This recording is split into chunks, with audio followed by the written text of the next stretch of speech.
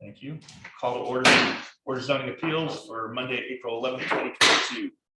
First item on the agenda is the approval of minutes from the March 14th meeting. So, motion by Mr. King, second by Ms. Peters. All those in favor, raise your right hand. All opposed, same sign. Motion carries 5-0.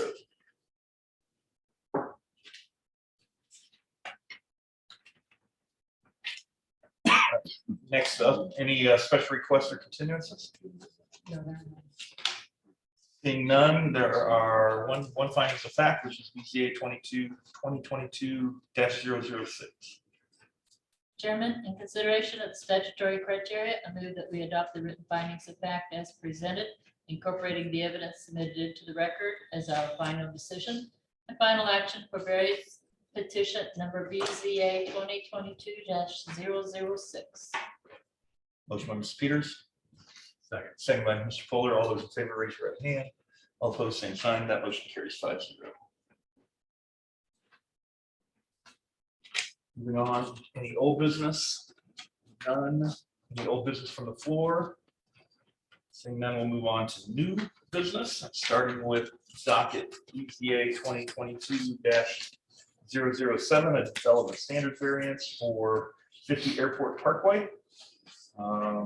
Those wishing to present, or either for or against, please stand and be sworn in by our secretary. Do you swear perjury testimony gives true to the best of your knowledge? I do. Sir, if you want to approach the podium and tell us why you're here. And name and address for the record to start, please. Absolutely.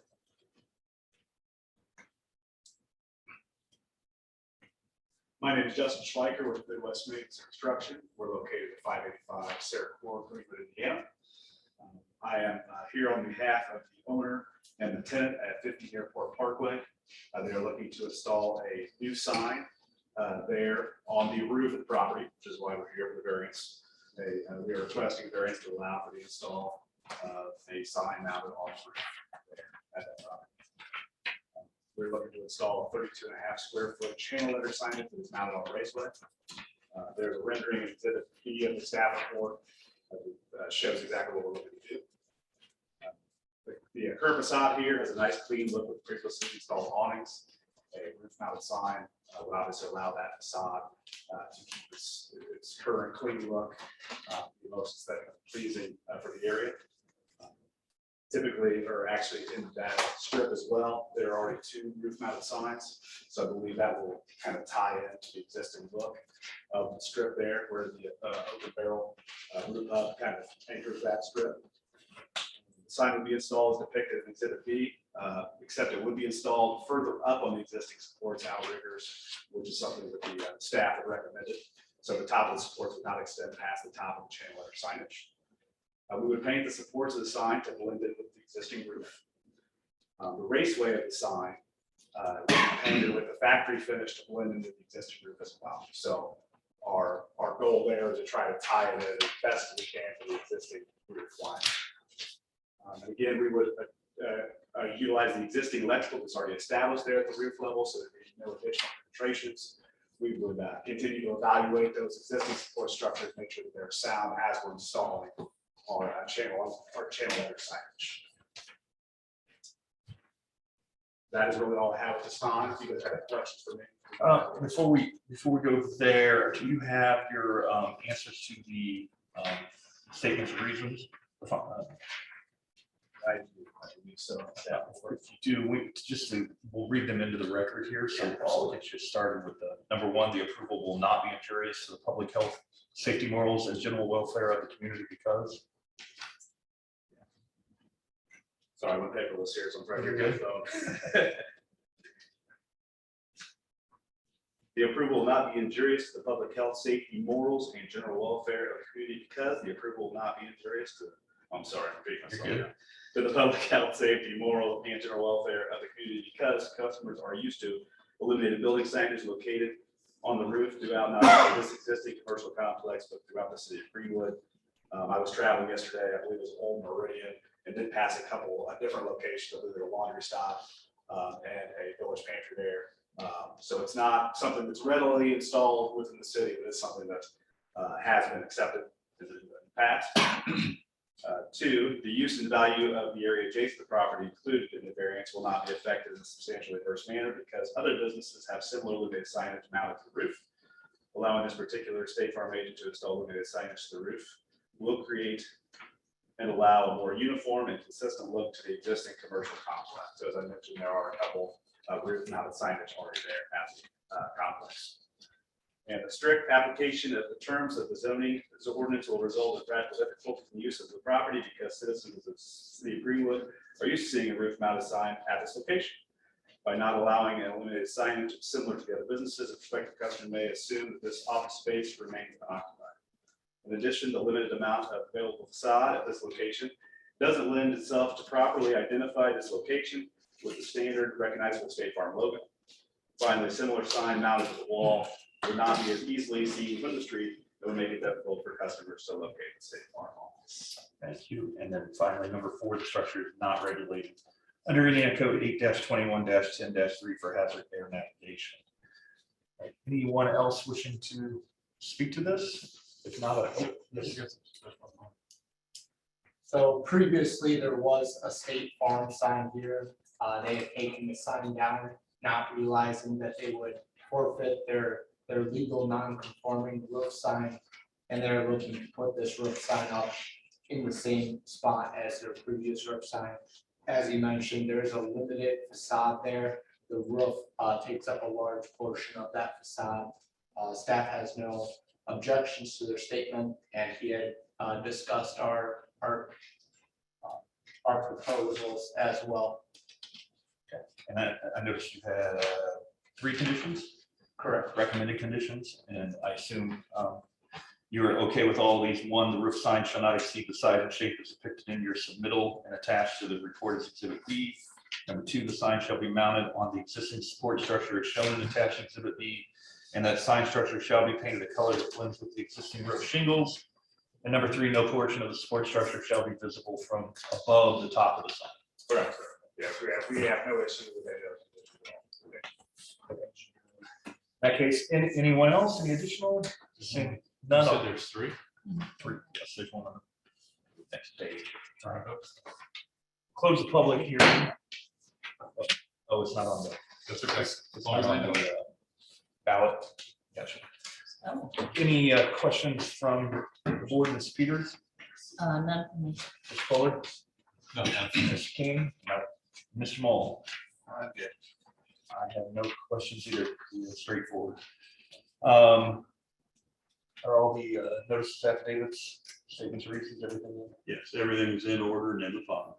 And I submit into the record the certified copy of the Unified Development Ordinance and the Greenwood Comprehensive Plan. I'll take a motion to adopt them all into the record. Chairman.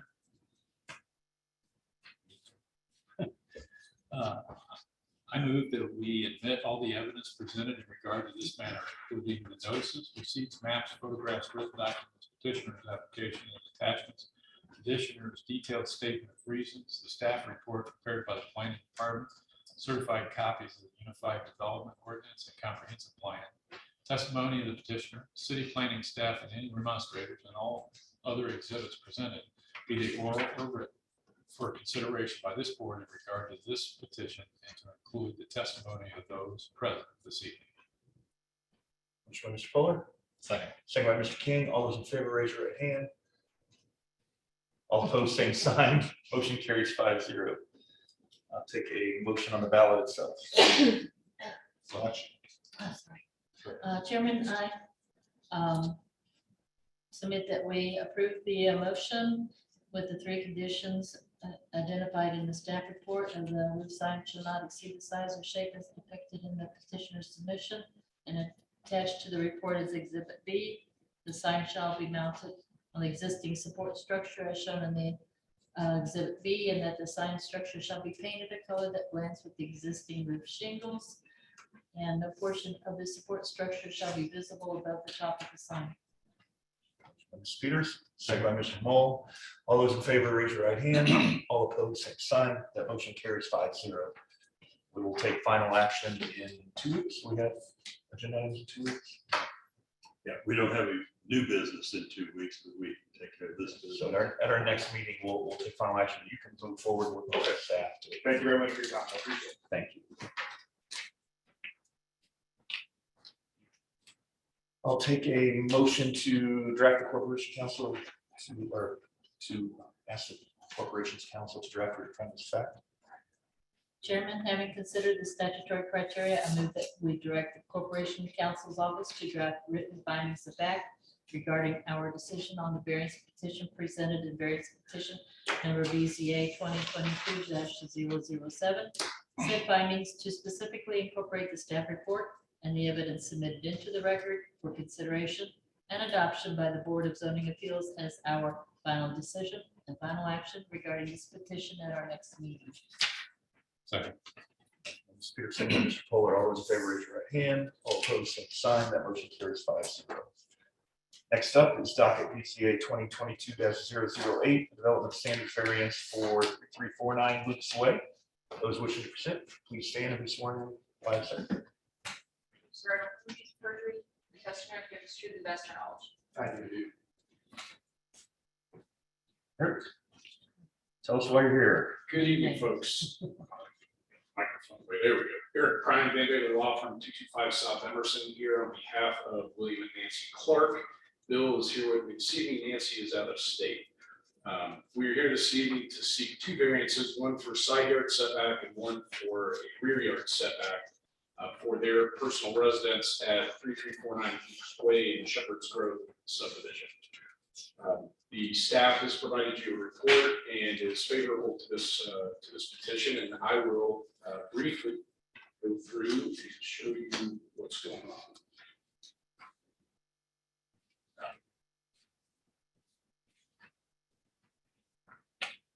I see that, okay. Here is, if you squint, the blue, tiny blue dot in the kind of middle upper left is the actual lot that we're talking about. This is a schematic of that same house site. These are duplexes. The Clarks own the right side of the building, and you can see in the lower right-hand corner of the diagram a crosshatched area. That's where this deck is that we're here about this evening. Everybody see that okay? Before I move on, and these are the actual as it sits there today picture. So picture on the left, you're looking down the backs of all of these duplexes along the drainage swale. Picture on the right, you're looking at the that's actually standing in the swale looking toward the house. And then the side deck, the door to access the exterior of the home is actually on the side of the house. So there's basically just a gangplank or walkway on the side of the home that if you turn left, you access the grill. If you turn right, you come around to the small back deck that has room for two chairs and a side table on it. The purpose of these pictures is obviously to orient you to what's there and to show you that the side deck really doesn't stick out any further than the HVAC unit going down in between the homes there. So even if the deck wasn't there, the HVAC is there. And then the neighbor obviously has some landscape area with some retaining wall, and all along the back swale, there are various retaining walls and other porches and structures. The way a lot of this came about was this subdivision was actually platted in the county. And so there were some differences in the side yard and rear yard setback requirements for the county versus what the city has. It was annexed into the city in, I believe, 2013. And so that caused kind of a whipsaw issue with the folks that live here not having a whole lot of exterior room. In fact, in the city's rear yard setback requirements, the rear yard setback is their back wall of their house. So they can't even really get out of the house to do anything in the back if you go strictly by what the city setbacks are. So a couple of things. Obviously, the deck is there, so you may be wondering why we're here asking for a variance. That was also a county city issue, I believe, with their contractor. They relied upon to know what permits were needed and so forth. And I think the contractor was under the impression he was in the county. And so this got partially built. The HOA and city staff caught it, understood, hey, wait a minute, you didn't get the proper permits here. Let's find out what's going on, and you got to get the cart back behind the horse before you do any more. They were able to complete the deck with the HOA's blessing, but then they went and asked for and have applied for the proper permits with the city. They also went before the city's Board of Works because the back deck does have an encroachment, a small encroachment into the drainage area. City staff and Board of Works took the position that they could not do that and could not grant that encroachment until additional work was done on that drainage swale. That work has now been completed. It's been re-engineered and cleaned up so that it flows as it was supposed to and as it was intended. So once that work was completed, we went back to the Board of Works. We sought an encroachment agreement from them. That is what's on your screen now. So at that meeting, the Board of Works did grant the right to encroach. So that's been done. The HOA prior to that, I just wanted to put these in the record. That's the HOA's letter to my clients approving this deck. It meets all their architectural requirements and internal requirements as far as the HOA is concerned. And that brings us then to statutory criteria. So I will run through that real quick. And it looks like, just from reading the responses, Mr. Prime, that they're identical for both requests. Correct. So if you want to count them double, that's fine with me. They are the same. Perfect. We'll just read them once.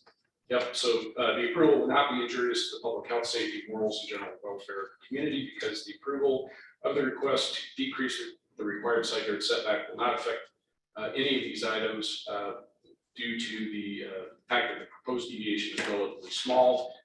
As noted, the HVAC unit is already there, taking up about the same amount of space on the side yard, and the rear yard is open to the swale. In the next criteria, use and value of the area adjacent to the property included in the variance will not be affected in a substantially adverse manner. The use of the adjacent properties will not be affected because approval of this petition is consistent with other homes in the neighborhood. Variance requested is relatively small and will be visually insignificant, but add value. And to prove that point, the next item on the slide, we actually have a couple of letters. Yep. On the left, these are the folks that share the common wall with the Clarks, the Maderos. They have written to explain that they share a roof with the Clarks. Homes represent both sides of the duplex. Their deck is not obtrusive, and in fact, we cannot even see it from within our home. But with that said, the deck is well constructed and extremely attractive. The structure is an appropriate size for the available space. It does not interfere with our property use or constrict use in any way. We think the Clark should be able to retain the deck, and we hope that the commission will agree. We believe the deck is a good addition to their property, and we have absolutely no objection. Then the letter on the right is the family to the further right across the alleyway, basically, if you want to call it that. Basically saying the same thing. I won't read all that to you, but she is, as with Madero, she's in favor of it, thinks it looks nice. It certainly doesn't affect her property in the adverse way. In fact, she says at the end that it actually is a great addition to the neighborhood. So that's the third criteria. The practical difficulties, this one's a little different because the obvious practical difficulty is if this isn't approved, they've got to tear up the deck. That's their fault for doing that, but that is a practical difficulty. I think also you should look at the way, again, when this was brought from the county into the city, there are different standards. It wasn't intended when it was platted to be that tight, but it ended up being that tight. So I think that's certainly a practical difficulty with regard to the use of these residences. And clearly, other folks in the area have done similar things with retaining walls and small decks, and they're just trying to make the best of what they have in terms of the space available to them. So we're hopeful that we're sort of asking for forgiveness rather than permission. But then at the end of the day, we are asking for permission because the building permits are being held pending the granting of these variances. So if we can get the 2 variances from you folks, they'll release the building permits, and then everything will be done finally according to how it should have been done. So, yeah, and then number 4, the structure is not regulated under Indiana Code 8-21-10-3 for hazard air navigation. So that's not accurate. Correct, it does not apply. All right, any other comments, planning staff? No comment or favorable of this petition, although it is done in a different order than it typically would be done. There are, you have 4, I think there were 4 conditions that we recommend. So number 1, that as a deck has already been constructed, the homeowner is instructed to contact the Greenwood Building Division to apply for a building permit and have inspection of the workmanship of the deck. Number 2, that the deck be constructed to allow adequate drainage. And if it is determined by the engineering division, stormwater department, and or Shepherd's Grove Homeowners Association that a drainage issue has been created, then the property owner will be responsible to correct said drainage issue. Number 3, it should work within the easement be necessary by any of the utilities of the city. The property owner shall be responsible for removal and replacement of the deck at their sole expense. And the property owner further holds harmless utilities and the city for any damages to the said deck. And number 4, the Indiana 811 is notified prior to installing any encroachments so that all buried utilities can be marked. And that was the one thing that was actually done ahead of time. So it was properly marked before that was done. I can show you very quickly on the encroachment issue.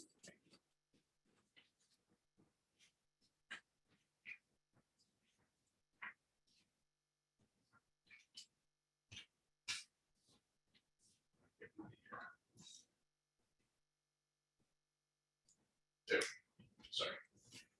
You can see, if you look at the picture on the left, the base of the deck is actually up further up the swale. There's overhang, but it's in the air, so that does create more clearance there as well. But for the record, those 4 conditions are acceptable to my clients, and they have actually complied with several of them. So. Thank you. That will close the public hearing. Open up to the board. Ms. Peters? No questions. Mr. Fuller? No questions. Mr. King? Mr. Paul? Good. I have none as well. Are all the notices and everything in order? In order and in the file. Now submit into the record the certified copy of the Unified Development Ordinance and the Greenwood Comprehensive Plan. Motion to accept all those into the record.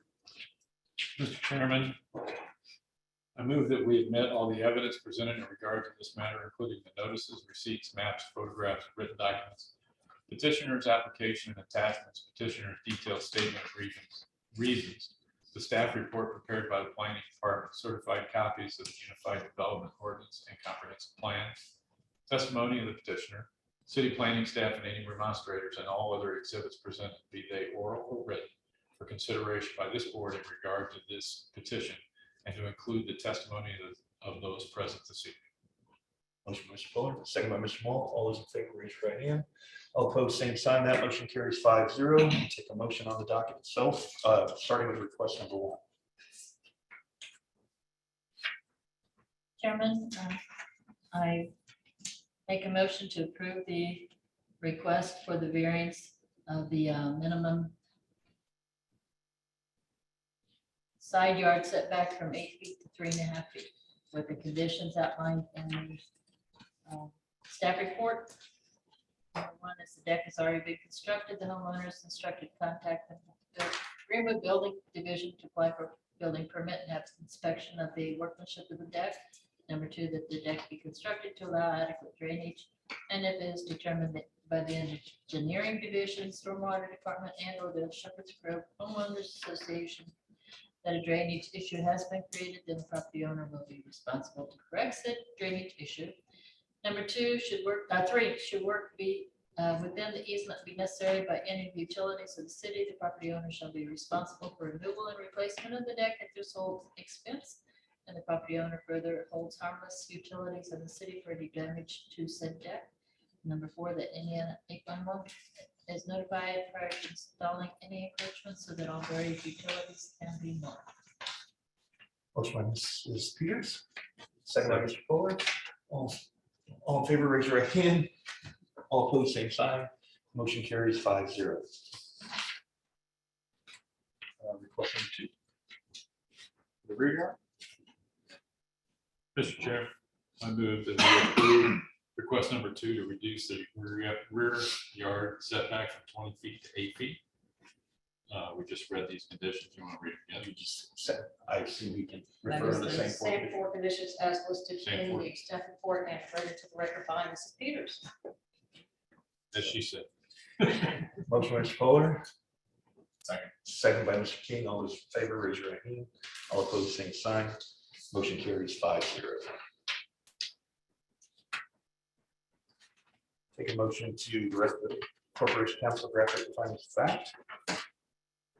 Chairman, having considered the statutory criteria, I move that we direct the Corporation Counsel's Office to draft written findings of fact regarding our decision on the variance request presented in variance petition number BCA 2022-008, said findings to specifically incorporate the staff report and the evidence submitted into the record for consideration and adoption by the Board of Zoning Appeals as our final decision and final action regarding this petition at our next meeting.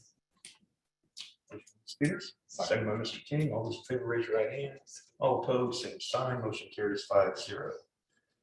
All right, any new business from the floor? Seeing none, any announcements? Ed, you don't have anything filed for the next BCA meeting, do you?